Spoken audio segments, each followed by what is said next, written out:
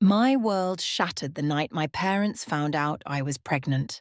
I sat in our living room, hands nervously folded over my stomach as my father paced the floor, his face red with anger. My mother stood rigid by the fireplace, arms crossed, lips a thin line.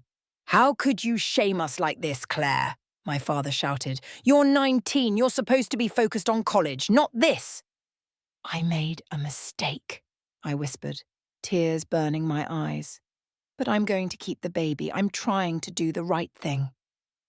My mother shook her head sharply.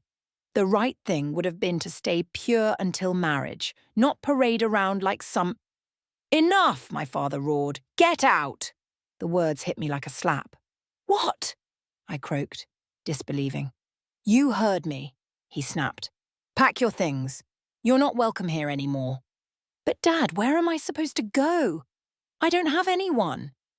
"Maybe you should have thought about that before ruining your life," my mother spat, refusing to meet my eyes. The clock ticked loudly in the silence that followed. Frozen in place, I stared at the two people who had raised me, who now looked at me like I was a stranger. Slowly I stood, heart hammering in my chest. I packed a single duffel bag with trembling hands. They didn't even watch as I slipped out the front door into the bitter cold. The night swallowed me whole. I wandered the streets, pulling my thin jacket tighter around my body. The baby kicked gently, as if trying to comfort me. Tears blurred my vision. I had nowhere to go, no money, no friends left to call. I ended up at a 24-hour diner on Main Street, shivering in a booth over a single cup of coffee. That's where he found me. A man in a sharp navy suit, stepping out of the storm like something out of a dream. Lucas King, and my life was about to change forever. Lucas King slid into the booth across from me without asking.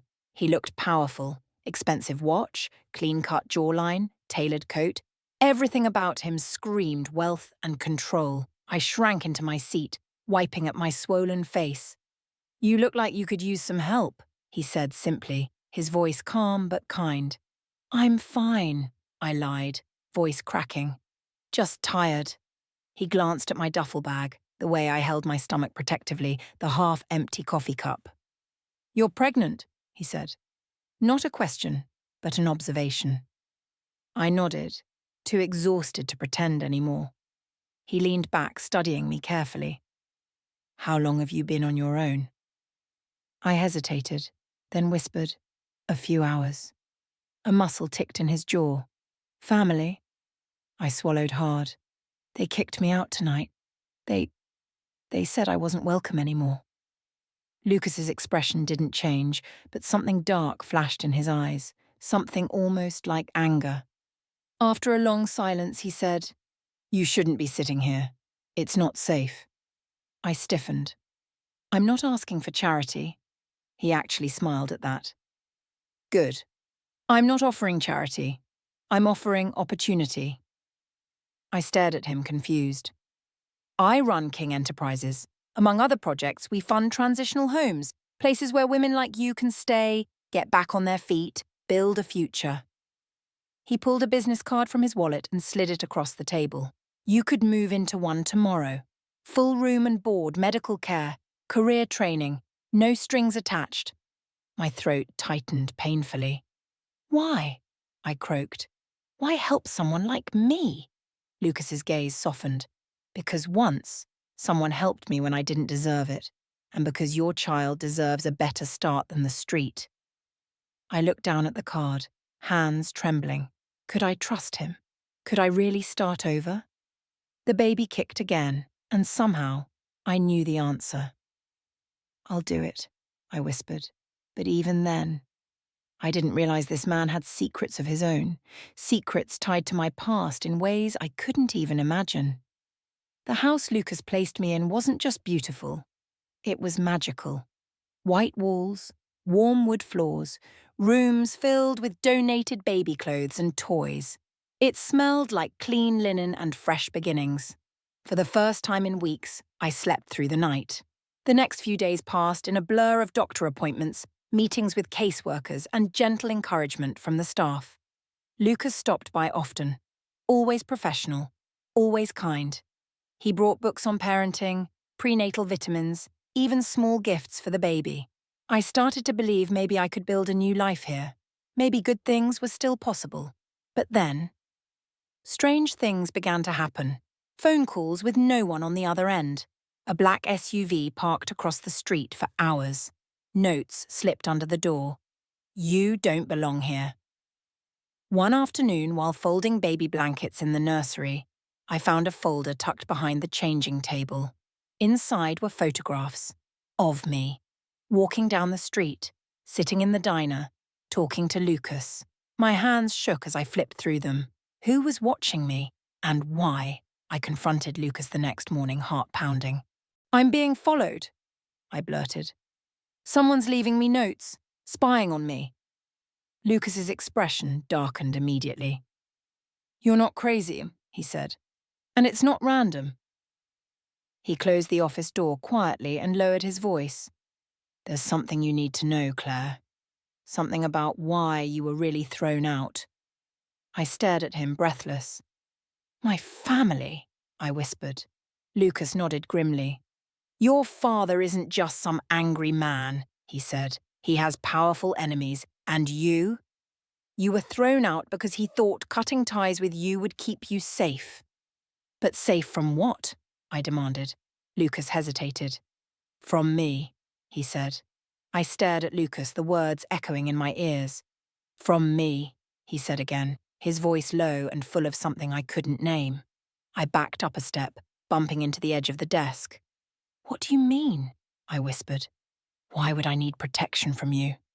Lucas raked a hand through his hair, a rare crack in his calm mask. It's not what you think. I never wanted to hurt you, Claire. But your father and I, we have history. Old business.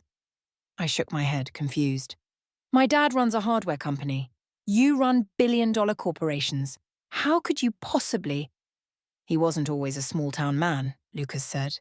Before you were born, he was involved in a land development deal. Corrupt, dirty, it destroyed families, cost people everything.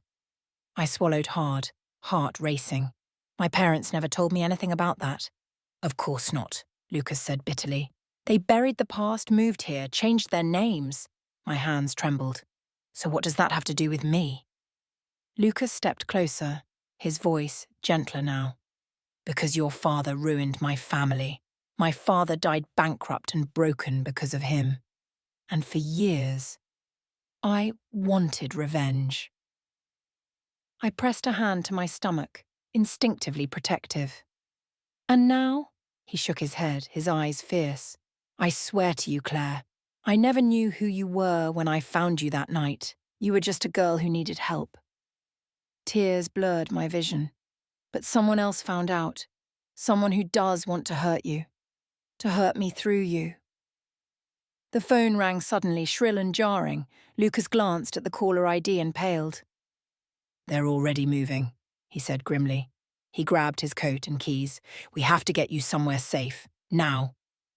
I didn't know whether to trust him, but I knew I had no choice. The car ride was a blur of rain-slicked streets and flashing headlights. Lucas drove like a man possessed, jaw clenched, eyes constantly flicking to the rear-view mirror.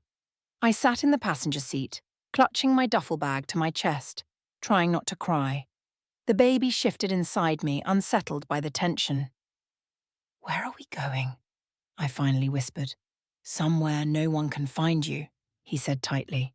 I stared at him, seeing a different side now, fierce, protective, desperate.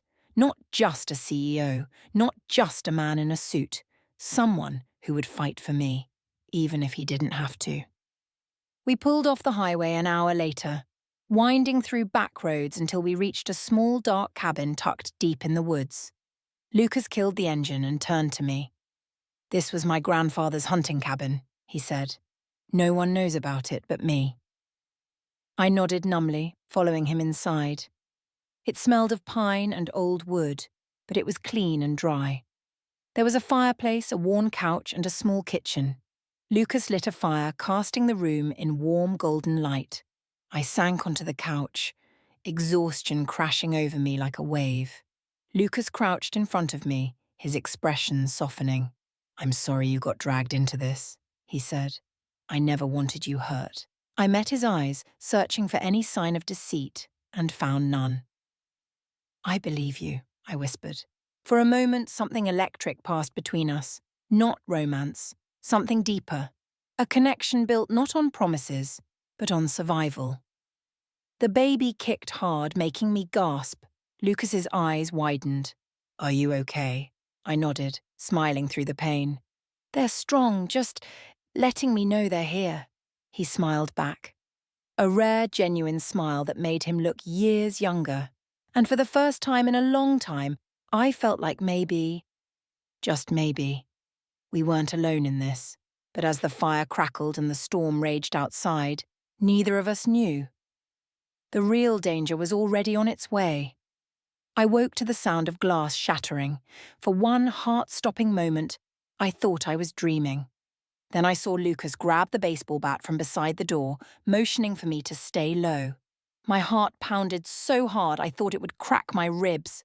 I huddled behind the couch, one hand on my belly, praying that my baby would stay still and safe.